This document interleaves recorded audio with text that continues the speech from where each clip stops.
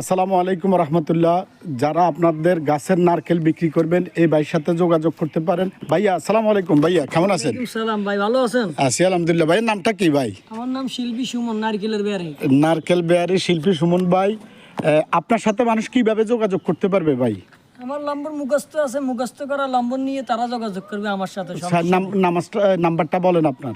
আমার নম্বর 01388427471। আবার বলেন নাম্বারটা, আপনার কন্ট্যাক্ট নাম্বার। 01388427471।